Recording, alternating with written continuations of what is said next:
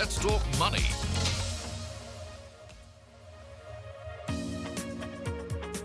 Welcome back. Here with us on Let's Talk Money, and today we have Nasser Salim, managing partner of FlexiCapital, with us on the show to take your questions. We've been discussing all the hygiene elements that we must keep in mind when it comes to managing our money, and some of you have sent in questions, so let's straight away get to them. Ankita is with us on the phone line. Ankita, hi, welcome to the show. How can we help you? Hi, I'm Ankita. So my question was, I wanted to know if there is a need to create a will, even if all my investments and assets have a nominee. Okay, all right, great question, Ankita.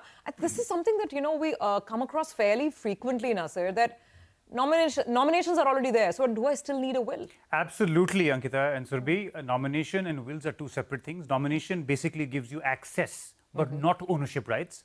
Wills gives you clear ownership rights of title. Of that particular asset. Absolutely. So Okay. it is absolutely a differentiation between the two.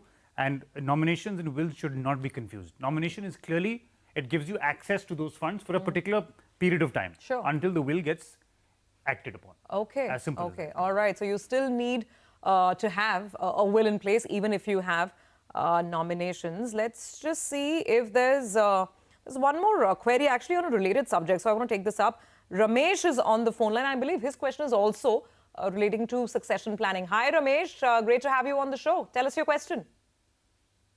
Hey, my name is Ramesh. I want to know how suitable is it to create a trust instead of a will, as our family assets are jointly owned by three brothers, including me.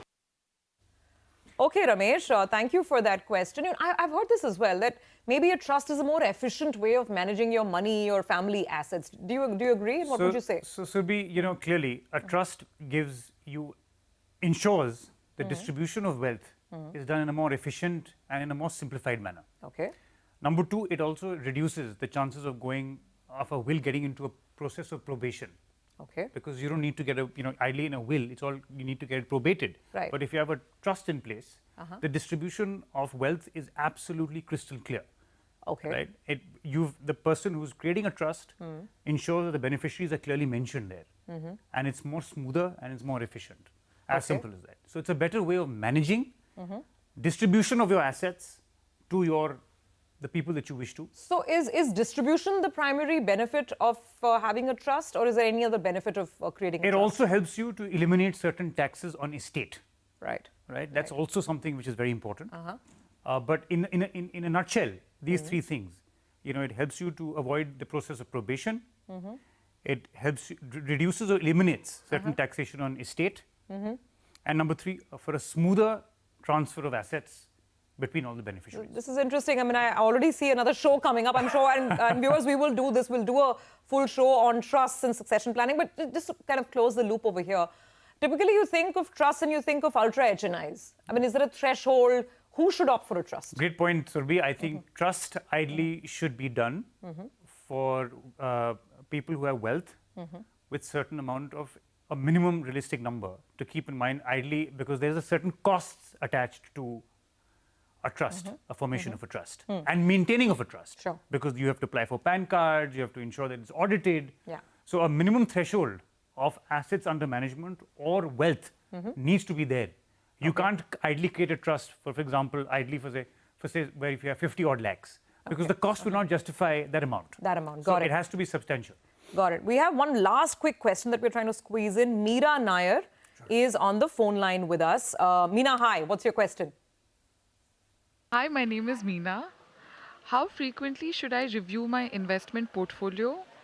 And when does one know it's time to change out of an underperforming fund?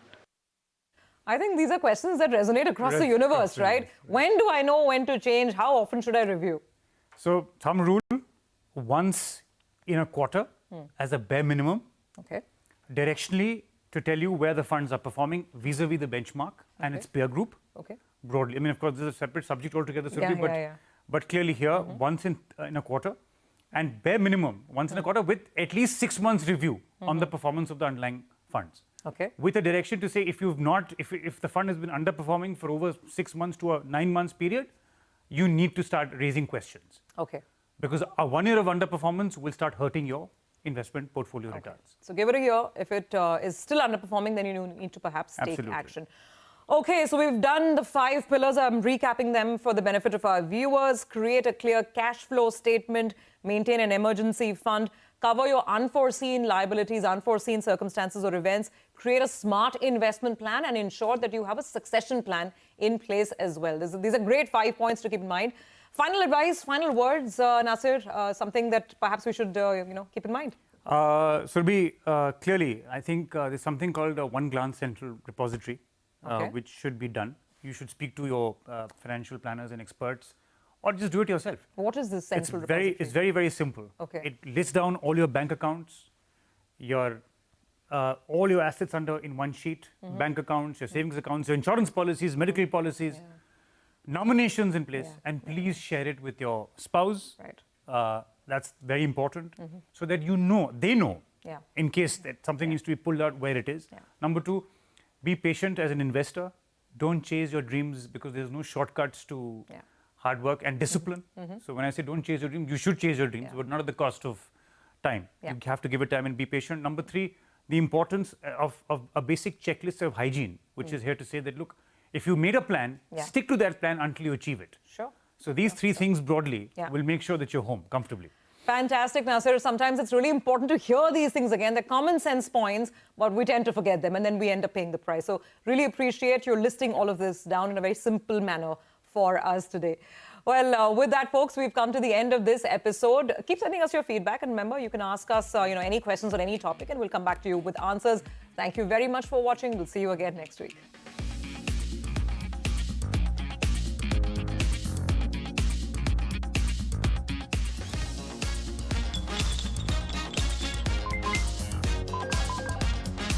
Let's talk money